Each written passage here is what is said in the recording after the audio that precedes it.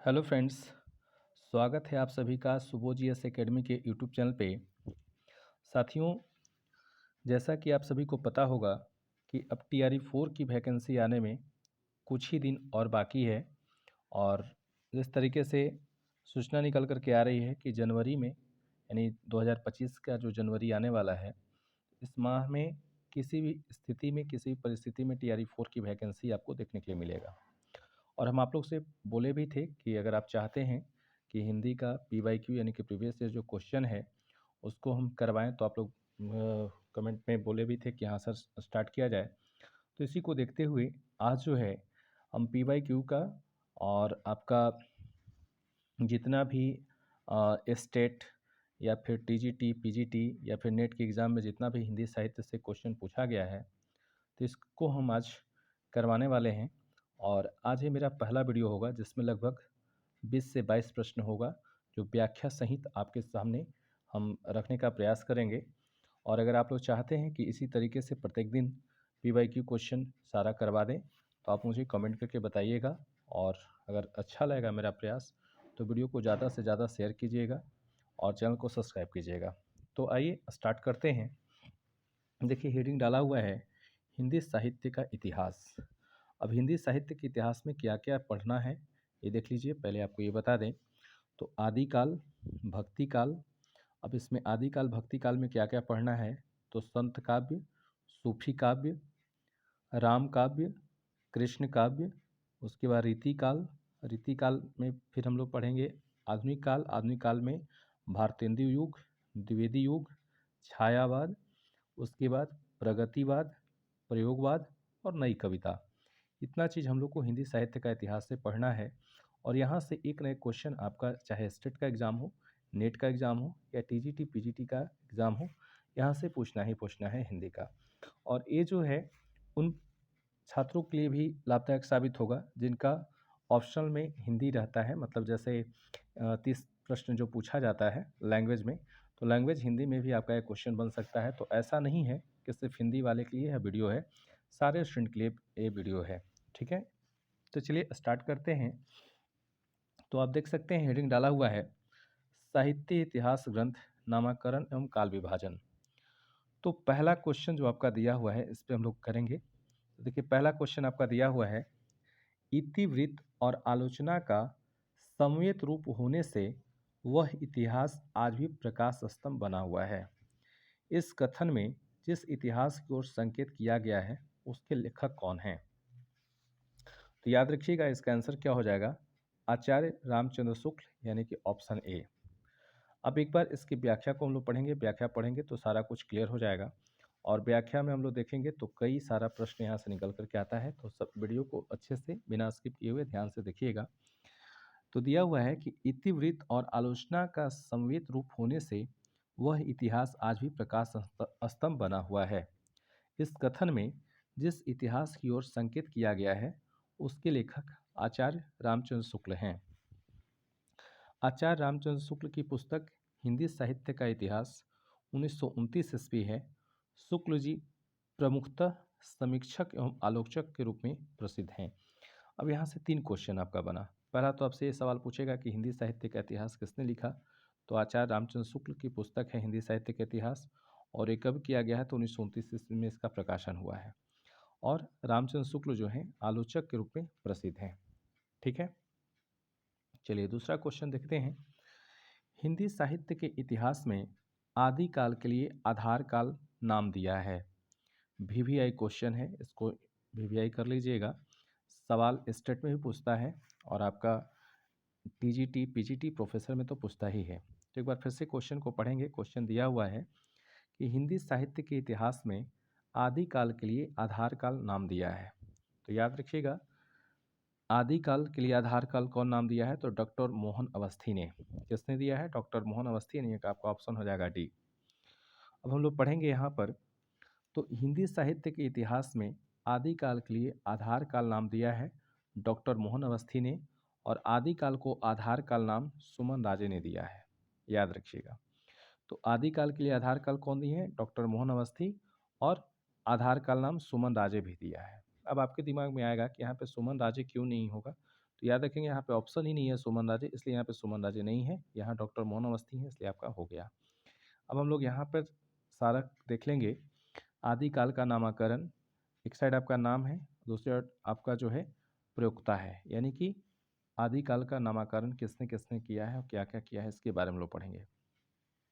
तो देखिए, आदिकाल को चारण काल जॉर्ज ग्रियर्सन के द्वारा कहा गया है। ये भी पूछा जाता है कि आदिकाल को चारण काल किसने कहा है, तो जॉर्ज ग्रियर्सन ने। आदिकाल को आरंभिक काल मिश्र बंधु के द्वारा कहा गया है। आदिकाल को बिजवप्पन काल आचार्य महावीर प्रसाद द्विवेदी के द्वारा कहा गया है। आदिकाल को वीरगाथा काल आचार्य रामचंद्र शुक्ल के द्वारा कहा गया है। इसके बाद आदिकाल को सिद्ध सामंत काल पंडित राहुल सांकृत्यायन जी ने कहे हैं। उसके बाद आदिकाल को वीरकाल आचार्य विश्वनाथ प्रसाद मिश्र जी कहे हैं। आदिकाल को संधि काल एवं चारण काल डॉक्टर राम कुमार वर्मा, याद रखिएगा VVI क्वेश्चन है, डॉक्टर राम कुमार वर्मा जो हैं आदिकाल को संधि एवं चारण काल दोनों कहे हैं। उसके बाद आदिकाल को आदिकाल तो आचार्य हजारी प्रसाद द्विवेदी जी कहे हैं। उसके बाद आदिकाल को आधार काल सुमन राजे और मोहन अवस्थी दोनों कहे हैं। इसके बाद आदिकाल को अगर आपसे क्वेश्चन पूछे कि जयकाल किसने कहा है, तो याद रखिएगा रमाशंकर शुक्ल रसाल, VVI क्वेश्चन है। तो मैं समझता हूँ कि आपका सारा यहाँ पे क्लियर हो गया होगा। देखिए, सारे इंपॉर्टेंट नाम हैं, ये सब याद रखिएगा। जब आपका TGT PGT का जब एग्ज़ाम होगा या फिर आपका जो नेट होने वाला है जनवरी में, उसमें आपका ये एक क्वेश्चन यहाँ से पक्का देखने के लिए मिलेगा। चलिए अगले क्वेश्चन पे आते हैं। रामचंद्र शुक्ल का साहित्य इतिहास ग्रंथ हिंदी साहित्य का इतिहास नागरी प्रचारणी सभा से प्रकाशित हिंदी शब्द सागर की भूमिका में किस शीर्षक से लिखा गया था? इम्पॉर्टेंट क्वेश्चन है। तो इसका आंसर हो जाएगा डी, यानी कि हिंदी साहित्य का विकास। अब इसका हम लोग व्याख्या पढ़ेंगे। रामचंद्र शुक्ल का साहित्य इतिहास ग्रंथ हिंदी साहित्य का इतिहास नागरी प्रचारणी सभा से प्रकाशित हिंदी शब्द सागर की भूमिका के रूप में हिंदी साहित्य का विकास शीर्षक से सन 1929 ईस्वी में प्रकाशित हुई। तो आपसे क्वेश्चन ये भी पूछ सकता है कि नागरी प्रचारणी सभा में कब प्रकाशित हुई, तो 1929 ईस्वी में। हिंदी साहित्य की भूमिका 1940 ईस्वी, जो आचार्य हजारी प्रसाद द्विवेदी की ग्रंथ है। सवाल आपसे पूछ सकता है कि हिंदी साहित्य की भूमिका किसकी ग्रंथ है, तो आचार्य हजारी प्रसाद द्विवेदी। उसके बाद हिंदी साहित्य का अतीत, जो 2 भाग में है, ये जो है आचार्य विश्वनाथ प्रसाद मिश्र का ग्रंथ है, ये भी नागरी प्रचारणी सभा से प्रकाशित किया गया है। A dictionary of English and Hindustani के लेखक हैं, VVI क्वेश्चन है, याद रखिएगा। तो याद रखेंगे, a dictionary of English and Hindustani के लेखक जॉन गिलक्राइस्ट हैं। आप देख सकते हैं UP TGT 2021 में पूछा गया है। कहता है a dictionary of English and Hindustani के लेखक जॉन गिलक्राइस्ट हैं। जॉन बार्थविक गिलक्राइस्ट को सन 1800 ईस्वी में फोर्ट विलियम कॉलेज के हिंदुस्तानी विभाग के अध्यक्ष के रूप में नियुक्त किया गया। A dictionary of English and Hindustani 1787 ईस्वी तथा हिंदुस्तानी ग्रामर 1796 ईस्वी इनकी प्रमुख कृतियां हैं। मतलब कि गिलक्राइस्ट की कौन कौन सी प्रमुख कृति हैं, तो याद रखिएगा, a dictionary of English and Hindustani जो 1787 ईस्वी में प्रकाशित हुई, और ए हिंदुस्तानी ग्रामर, इनका प्रकाशन जो है 1796 ईस्वी में हुआ है। इनकी क्या है, प्रमुख कृतियां हैं। निम्न में से कौन सी रचना मिश्र बंधु द्वारा रचित नहीं है? देखिए यहाँ पे क्वेश्चन अच्छे से पढ़िएगा, ऐसे क्वेश्चन एग्जाम में अक्सर गलती होता है। यहाँ कह रहा है निम्न में से कौन सी रचना मिश्र बंधु की नहीं है। तो पहले जो मिश्र बंधु की रचना है उसको हम लोग देख लें। तो बूंदी वारिस मिश्र बंधु की रचना है, भारत विनय मिश्र बंधु की रचना है, और पुष्पांजलि जो है, पुष्पांजलि भी आपका किसका है, मिश्र बंधु की रचना है। पृथ्वी कल्प जो है ये मिश्र बंधु की रचना नहीं है, ये जो है गिरिजा कुमार माथुर का है पृथ्वी कल्प। याद रखेंगे, गिरिजा कुमार माथुर का है पृथ्वी कल्प। इसके व्याख्या को हम लोग पढ़ेंगे तो सारा क्लियर हो जाएगा। पृथ्वी कल्प मिश्र बंधुओं द्वारा रचित नहीं है। पृथ्वी कल्प के रचनाकार गिरिजा कुमार माथुर हैं। मंजीर, नास और निर्माण, धूप की धान, शिला पंख, चमकीले आदि माथुर जी की काव्य कृतियां हैं। गिरिजा कुमार माथुर तार सप्तक 1943 ईस्वी के प्रमुख कवि हैं? तो यहाँ से भी क्वेश्चन पूछ सकता है कि गिरजा कुमार माथुर किसके प्रमुख कवि हैं? तो याद रखेंगे तार सप्तक, जो 1943 में ही हुआ था। उसके बाद भारत विनय, बूंदी वारिस, ये दोनों पद में है। भारत विनय भी पद है, बूंदी वारिस भी पद है। पुष्पांजलि गद्य पद लेख संग्रह है। उसके बाद आप देख सकते हैं नेत्रोन्मीलन आदि मिश्र बंधुओं की रचनाएं हैं। हिंदी साहित्य के इतिहास और समालोचना की दृष्टि से इनकी रचना हिंदी नवरत्न और मिश्र बंधु विनोद महत्वपूर्ण है। मिश्र बंधु विनोद 4 भागों में विभाजित है। क्वेश्चन पूछता है कि मिश्र बंधु विनोद जो है कितने खंडों में या कितने भागों में है? तो 4 भागों में विभाजित है। इसमें 5000 के लगभग कवियों एवं लेखकों का परिचयात्मक उल्लेख हुआ है। तो मिश्र बंधु विनोद 4 भाग में है, इसमें 5000 कवियों के परिचय है। नेक्स्ट आपका क्वेश्चन है, एशियाटिक सोसाइटी ऑफ बंगाल की पत्रिका के विशेषांक रूप में निकलने वाला हिंदी साहित्य का इतिहास कौन सा है? तो याद रखिएगा, इसका आंसर हो जाएगा A, the modern vernacular literature of Hindustan. Important question है ये आपका। TRE 3 जो पेपर कैंसिल हुआ था उसमें भाषा में पूछा गया क्वेश्चन है। तो आपको देखिए हम पहले ही बताए हैं कि जो 30 नंबर का जो आपका जो लैंग्वेज का एग्जाम होगा हिंदी, उसमें भी आपका ये सारा क्वेश्चन काम आएगा। तो आप वीडियो को स्किप नहीं कीजिएगा और अच्छे से देखिएगा। चलिए एक बार फिर से क्वेश्चन पढ़ते हैं। कह रहा है एशियाटिक सोसाइटी ऑफ बंगाल की पत्रिका के विशेषांक के रूप में निकलने वाला हिंदी साहित्य का इतिहास कौन सा है? तो याद रखिएगा, the modern vernacular literature of Hindustan. Asiatic society of Bengal की पत्रिका के विशेषांक के रूप में निकलने वाला हिंदी साहित्य का इतिहास ग्रंथ the modern vernacular literature of Hindustan, जो 1888 ईस्वी में हुआ है।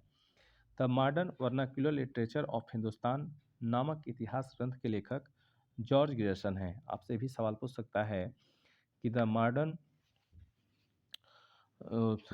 वर्नाक्यूलर लिटरेचर ऑफ हिंदुस्तान के लेखक कौन हैं? तो याद रखिएगा जॉर्ज ग्रेसन हैं।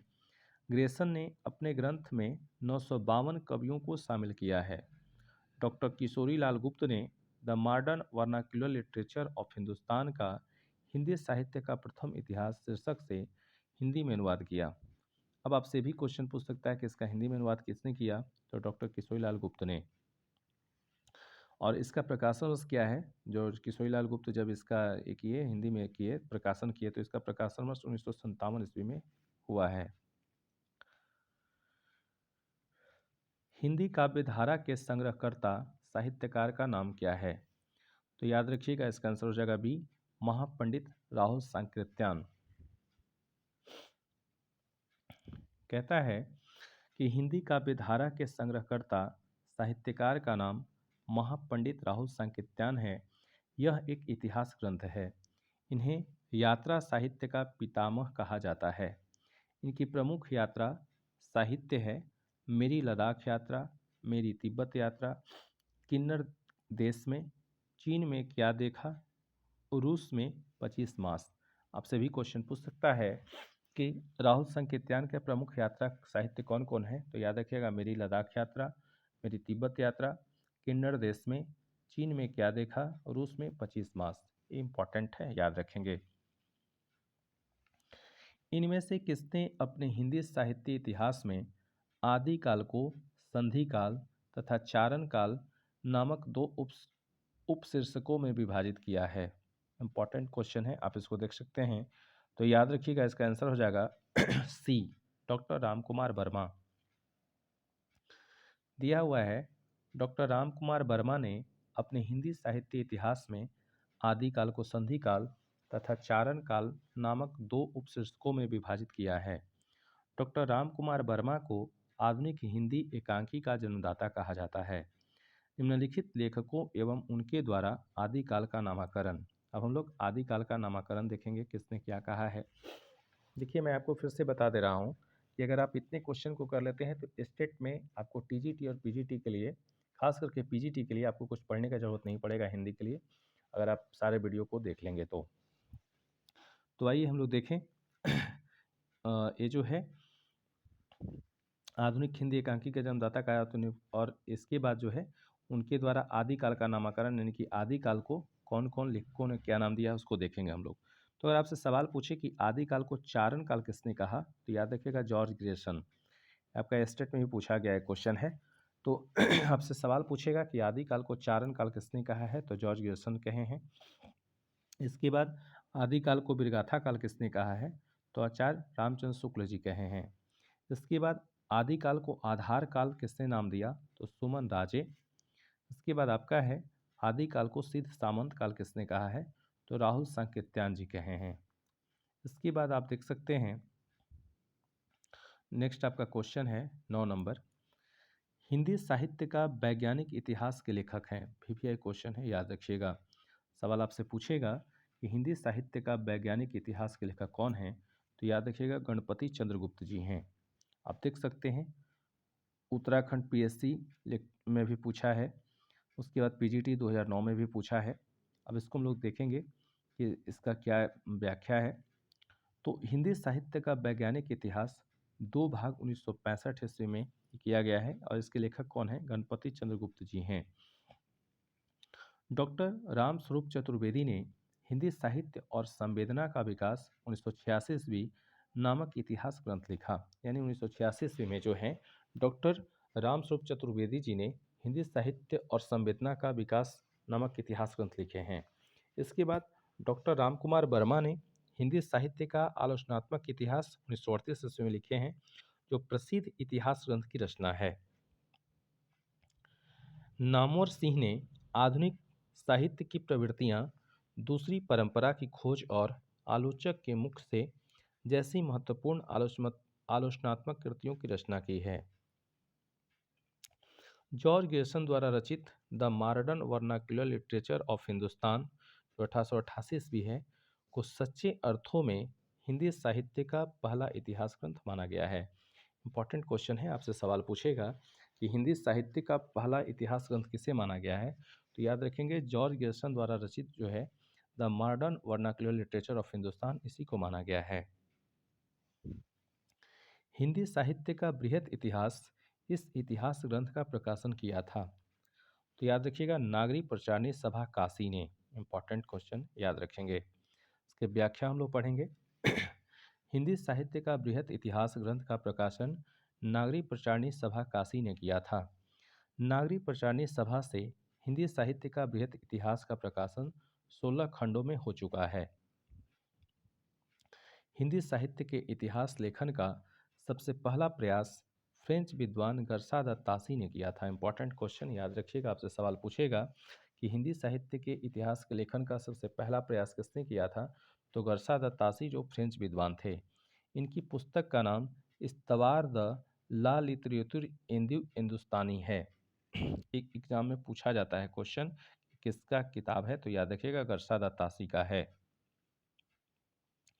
जॉर्ज ग्रेसन कृत मतलब उनकी रचना है, तो जॉर्ज ग्रेसन कृत the modern vernacular literature of Hindustan 1888 ईस्वी को सच्चे अर्थों में हिंदी साहित्य का पहला इतिहास ग्रंथ माना जाता है। ग्रेसन ने अपने इतिहास ग्रंथ में 952 कवियों को शामिल किया है। इंपॉर्टेंट है, याद रखेंगे। ये आपसे कभी कभी पूछ लेता है कि कितना कवियों को माना है, तो याद रखेंगे 952।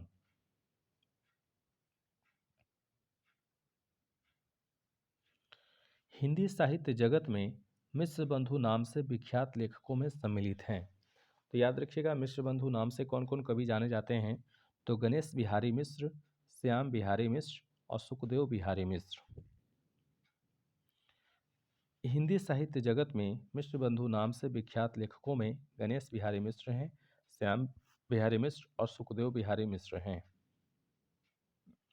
उसके बाद नेक्स्ट आपका व्याख्या इसमें दिया है, मिश्र बंधुओं ने मिश्र बंधु विनोद नामक इतिहास ग्रंथ की रचना की, जिसके प्रथम 3 भाग का प्रकाशन 1913 ईस्वी में तथा चौथे भाग 1934 ईस्वी में प्रकाशित हुआ है। मिश्र बंधु विनोद में 4591 कवियों, लगभग 5000 कवियों का जीवन वृत्त वर्णित है। तो सवाल आपसे पूछेगा कि मिश्र बंधु विनोद कितने खंडों में है या कितने भाग में है, तो 4 भागों में है, जिसमें 3 भाग का प्रकाशन 1913 में हुआ है और चौथे भाग का 1934 ईस्वी में हुआ है। मिश्र बंधु ने रीतिकाल को नाम दिया है। तो याद रखिएगा, मिश्र बंधु ने रीतिकाल को अलंकृत काल नाम दिया है। ऑप्शन बी हो जाएगा। मिश्र बंधु ने रीतिकाल को अलंकृत काल नाम दिया है। आचार्य शुक्ल ने रीति ग्रंथों की प्रचुरता के कारण इसे रीतिकाल नाम दिया। विश्वनाथ प्रसाद मिश्र ने श्रृंगार काल नाम दिया। वहीं रमाशंकर शुक्ल ने कला काल की संज्ञा प्रदान की। सामान्यतः 17वीं सदी के मध्य से 19वीं सदी के मध्य तक रीतिकाल की अवधि मानी जाती है। ये भी सवाल आपसे पूछेगा कि रीतिकाल की अवधि कब से कब मानी जाती है। तो याद रखेंगे 17वीं सदी के मध्य से 19वीं सदी के मध्य तक। नेक्स्ट आपका क्वेश्चन है, हिंदी साहित्य के आदिकाल को सिद्ध सामंत युग नाम दिया है। तो याद रखिएगा, इसका आंसर आपका हो जाएगा डी, यानी कि हिंदी साहित्य के आदिकाल को सिद्ध सामंत राहुल संकीर्तन ने नाम दिया है। हिंदी साहित्य के आदिकाल को सिद्ध सामंत युग नाम राहुल संकीर्तन ने दिया है। विभिन्न विद्वानों द्वारा आदिकाल का नामकरण इस प्रकार किया गया है। अब हम लोग देखेंगे आदिकाल का किसने क्या नाम दिया है। तो याद रखिएगा, आदिकाल को चारण काल जॉर्ज ग्रियर्सन के द्वारा कहा गया है। वहीं आदिकाल को बिजवप्पन काल महावीर प्रसाद द्विवेदी जी कहे हैं। आदिकाल को बिरगाथा काल आचार्य रामचंद्र शुक्ल जी कहे हैं। आदिकाल को सिद्ध सामंत काल राहुल संकीर्तन जी कहे हैं। आदिकाल को संधि एवं चारण काल राम कुमार वर्मा जी कहे हैं। आदिकाल को आदिकाल हजारी प्रसाद द्विवेदी जी कहे हैं। हिंदी साहित्य और संवेदना का विकास किसकी रचना है? इंपॉर्टेंट क्वेश्चन है, याद रखिएगा। तो हिंदी साहित्य और संवेदना का विकास डॉक्टर रामस्वरूप चतुर्वेदी जी का है। हिंदी साहित्य संबंधी प्रमुख ग्रंथ तथा रचनाकार।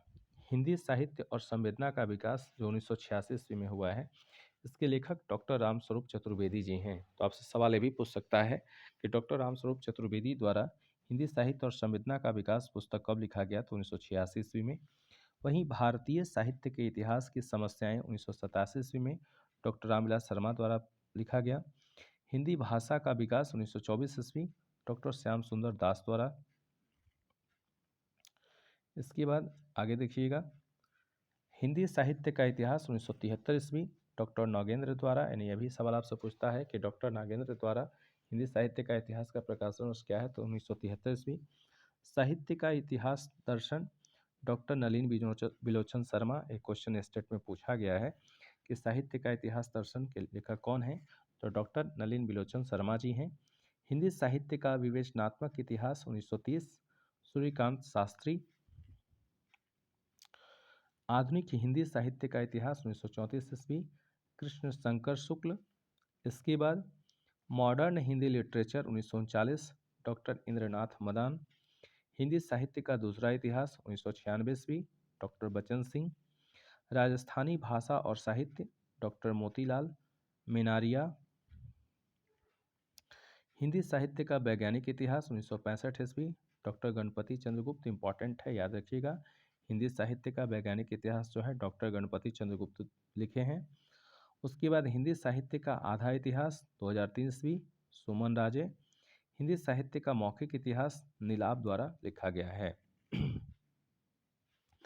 नागरी प्रचारणी सभा द्वारा प्रकाशित हिंदी साहित्य का बृहद इतिहास के प्रथम भाग का शीर्षक है। तो याद रखिएगा, ऑप्शन डी हो जाएगा, हिंदी साहित्य की पीठिका। इसका व्याख्या हम लोग पढ़ेंगे। नागरी प्रचारणी सभा द्वारा प्रकाशित हिंदी साहित्य का बृहद इतिहास के प्रथम भाग का शीर्षक हिंदी साहित्य की पीठिका है। नागरी प्रचारणी सभा वाराणसी द्वारा प्रकाशन क्षेत्र में पूर्ण की गई 3 सबसे बड़ी परियोजनाओं में हिंदी शब्द सागर और हिंदी विश्वकोश के साथ हिंदी साहित्य का बृहद इतिहास प्रस्तुत करने की परियोजना भी थी, जिसे सभा ने 1953 ईस्वी में स्वीकार किया। इसके प्रारंभिक एवं अंतिम दो खंड साहित्य इतिहास से संबंधित विषयों पर केंद्रित है। तो पहला, दूसरा और 15वां और 16वां खंड इसका याद रखिएगा। एवं बीच के कुल 12 खंडों तीसरे से 14वें में प्रत्यक्षतः हिंदी साहित्य का इतिहास निबंध है। इसके प्रथम भाग का शीर्षक हिंदी साहित्य की पीठिका तथा द्वितीय भाग के शीर्षक हिंदी भाषा का विकास है। एक क्वेश्चन इंपॉर्टेंट है, आपसे सवाल पूछ सकता है कि प्रथम शीर्षक हिंदी का क्या है, तो पीठिका है, और द्वितीय क्या है, तो याद रखिएगा हिंदी भाषा का विकास है। अब आपका 16 नंबर क्वेश्चन दिया है, असंगत विकल्प को चुनिए। तो पहले इसमें जो सही है उसको हम लोग देखेंगे। तो हिंदी साहित्य का दूसरा इतिहास डॉक्टर बच्चन सिंह, जो बिल्कुल सही है। हिंदी साहित्य का इतिहास लक्ष्मी सागर वर्षाने, ये भी सही है। हिंदी साहित्य का आलोचनात्मक राम कुमार वर्मा, ये भी सही है। असंगत कौन है, तो आपका बी है, हिंदी साहित्य 20वीं शताब्दी बाबू श्याम सुंदर दास। तो ये आपका क्या है, ये आपका विकल्प जो है असंगत है। अब क्यों है, इसका हम लोग जब व्याख्या पढ़ेंगे तो क्लियर हो जाएगा। ये दिया हुआ है कि हिंदी साहित्य 20वीं शताब्दी बाबू श्याम सुंदर दास विकल्प असंगत है। हिंदी साहित्य 20वीं शताब्दी 1942 ईस्वी में प्रकाशित आचार्य नंद दुलारे वाजपेयी की कृति है। ठीक है, तो VVI क्वेश्चन है, याद रखिएगा। हिंदी साहित्य 20वीं शताब्दी जो है 1942 में प्रकाशित हुआ है, और किसकी कृति है, तो आचार्य नंद दुलारे वाजपेयी की है। नंद दुलारे वाजपेयी की प्रमुख कृतियाँ जयशंकर प्रसाद 1940 ईस्वी, आधुनिक साहित्य 1950 ईस्वी, महाकवि सूरदास 1952 ईस्वी, रस सिद्धांत 1977 ईस्वी, नया साहित्य नए प्रश्न 1955, रीति और शैली 1979। 17 नंबर क्वेश्चन लोग देखेंगे। 17 नंबर क्वेश्चन दिया है, काल प्रवृत्ति का निर्णय प्राप्त ग्रंथों के संख्या द्वारा नहीं निर्णित हो सकता, बल्कि उस काल की मुख्य प्रेरणादायक वस्तु के आधार पर ही हो सकता है। यह कथन किसका है, तो याद रखिएगा हजारी प्रसाद द्विवेदी का है। अब इसकी व्याख्या हम लोग पढ़ेंगे। काल प्रवृत्ति का निर्णय प्राप्त ग्रंथों के संख्या द्वारा निर्णित नहीं हो सकता, बल्कि उस काल की मुख्य प्रेरणादायक वस्तु के आधार पर ही हो सकता है। यह कथन हजारी प्रसाद द्विवेदी का है। आचार्य रामचंद्र शुक्ल के अनुसार जिस काल विभाग के भीतर किसी विशेष ढंग की रचनाओं की प्रचुरता दिखाई पड़ती है या पड़ी है, वह एक अलग काल माना गया है, और उनका नामकरण उन्हीं रचनाओं के स्वरूप के अनुसार किया गया है। काल विभाजन साहित्यिक प्रवृत्तियों की समानता के आधार पर होना चाहिए। कालों का नामकरण यथासंभव मूल चेतना प्रधान प्रवृत्ति को आधार बनाकर करना चाहिए। युगों का सीमांकन मूल प्रवृत्तियों के आरंभ और समापन के अनुसार करना चाहिए। काल की मूल प्रवृत्ति का निर्धारण प्रमुख ग्रंथों के आधार पर करना चाहिए। नेक्स्ट आपका क्वेश्चन है, कौन सा विवरण सही नहीं है। तो अब जो सही है पहले उसको हम लोग देख लें। तो शिव सिंह सरोज में लगभग 1000 कवियों का जीवन चरित्र उनके कविताओं के उदाहरण सहित प्रस्तुत किया गया है, जो बिल्कुल सही है। जॉर्ज ग्रियर्सन के इतिहास ग्रंथ का हिंदी अनुवाद हिंदी साहित्य का प्रथम इतिहास शीर्षक से प्रकाशित हुआ, ये भी सही है। जॉर्ज ग्रियर्सन ने कवियों और लेखकों को कला क्रमानुसार वर्गीकृत किया है, ये भी सही है। यानी इसका आंसर क्या हो जाएगा, ए में क्या दिया है, तो गरसा दत्त तासी ने अपने इतिहास ग्रंथ में कवियों को काल क्रमानुसार प्रस्तुत किया है, ये आपका गलत है। अब क्या इसका होगा आंसर, वो हम लोग देखें। कहता है गरसा दत्त तासी ने अपने इतिहास ग्रंथ में कवियों को काल क्रमानुसार प्रस्तुत किया है, ये आपका ठीक है। उपयुक्त विवरण गरसा दत्त तासी के इतिहास ग्रंथ इस्तवार द लॉ लिटरेचर एंड्यू ए हिंदुस्तानी के संबंध में सही नहीं है। गरसा दत्त तासी के ग्रंथ को उर्दू, हिंदी अथवा हिंदुस्तानी साहित्य का सर्वप्रथम इतिहास ग्रंथ माना जाता है। इसका पहला संस्करण 2 भागों में सन 1839 ईस्वी तथा 1874 ईस्वी में वर्णानुक्रम पद्धति में प्रकाशित हुआ है। शिव सिंह सेंगर द्वारा रचित 1883 ईस्वी में प्रकाशित पुस्तक शिव सिंह सरोज में 838 लगभग 1000 कवियों का जीवन चरित्र तथा उनकी कविताओं के उदाहरण दिए गए हैं। नेक्स्ट हम लोग देखेंगे, इतिहास का इतिवृत्तात्मक लेखन सबसे प्रथम मिश्र बंधुओं के विनोद में पाया जाता है। यह उक्ति किसकी है, तो याद रखिएगा इसका जो आंसर हो जाएगा, इसका आंसर आपका हो जाएगा बी। अब यहाँ हम लोग व्याख्या पढ़ लेंगे तो सारा क्लियर हो जाएगा। कहता है इतिहास का इतिवृत्तात्मक लेखन सबसे पहले मिश्र बंधुओं के मिश्र बंधु विनोद में पाया जाता है। उपयुक्त कथन डॉक्टर रामकुमार वर्मा का है, यानी मिश्र बंधु विनोद में पाया जाता है। और किसने कहा है? रामकुमार वर्मा के द्वारा कहा गया है। आचार्य रामचंद्र शुक्ल ने मिश्र बंधु विनोद को बड़ा भारी कवि वृत्त संग्रह तथा मिश्र बंधुओं यानी श्याम बिहारी, सुखदेव बिहारी तथा गणेश बिहारी को परिश्रमी संकलनकर्ता कहा है। मिश्र बंधु विनोद के विषय में कौन सा विवरण सही नहीं है? तो चलिए जो सही है पहले उसको हम लोग देख लें।